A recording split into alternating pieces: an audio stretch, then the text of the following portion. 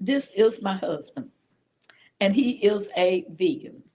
And so when you're recovering and you can't get up and cook and you can't do anything, you got to eat what people give you, right? So he fed me plant-based meals. In that, I made the discovery meat is an inflammatory. When there's something in your body inflamed, it hurts. That's arthritis, which is inflammatory disease, osteoporosis, which is a type of arthritis, which is an inflammatory disease. And I said, you know what? I don't have to have it if it's going to inflame and it's going to hurt.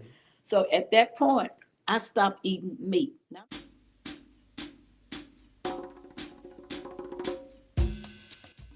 February 2024, I had a knee replacement. But prior to that knee replacement, I was exercising.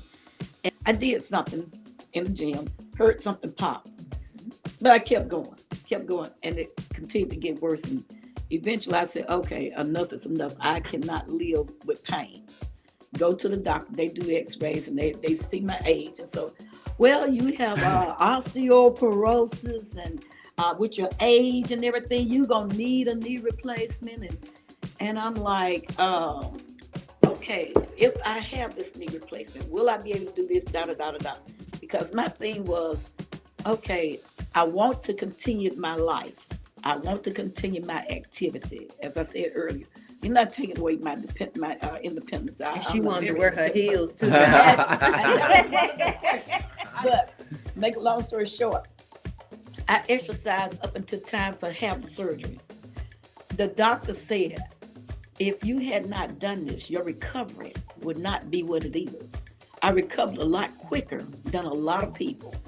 I continued and I went back to exercise. And now look at me now teaching a class. But here's what the show is going to be about this morning, guys. EFP, we are eating for a purpose and we are exercising for a purpose. So write this down. If you're driving, just memorize it, okay? EFP. Presently one of the instructors for Silver Sneakers at the Ark. And it's so important for our seniors to get out and to move. And a lot of them have found out they're a lot stronger than they thought they were.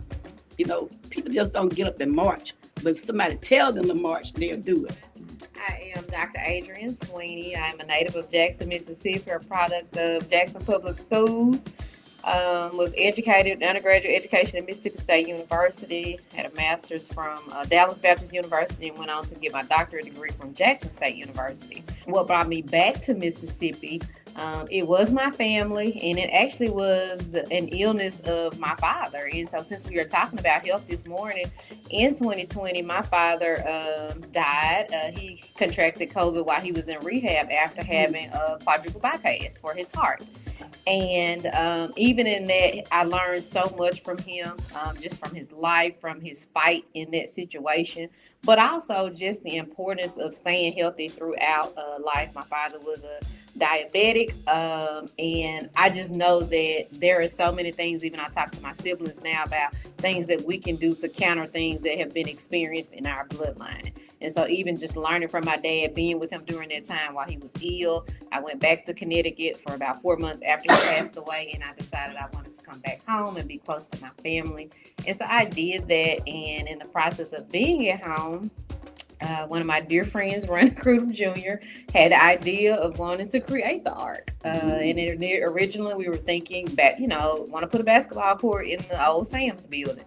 And we began to work on that project. And with my athletics background, I was able to help him understand where to purchase equipment from, where to get the courts from, where to get the goals from. And just as a part of that, God was working behind the scenes, helping us to come up with a vision for all of what the place could be.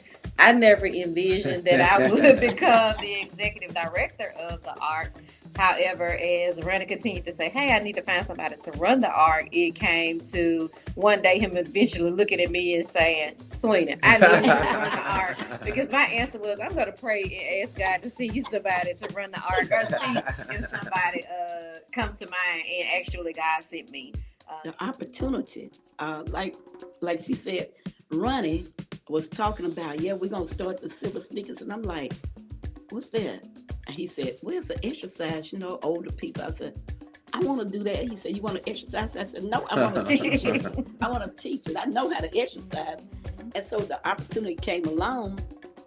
It was a cinch. And then there were people in the church that I knew were active. So I did my certification, got all my paperwork in, and started the class. And it has been a roaring success. I mean, like 20, 30 seniors coming in, and they are just awesome.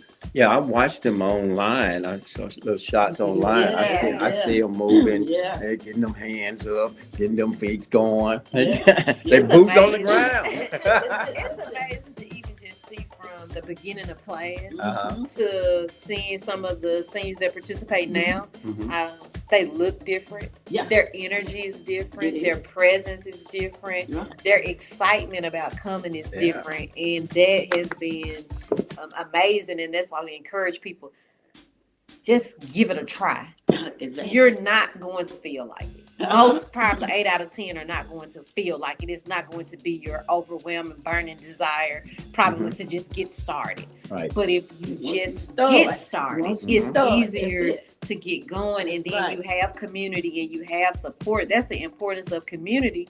When you don't feel like it, your friend can say, "Oh no, girl, don't skip class today. Come on, we'll get through it together." Or just do what you can do. It does matter to just get started and to get going.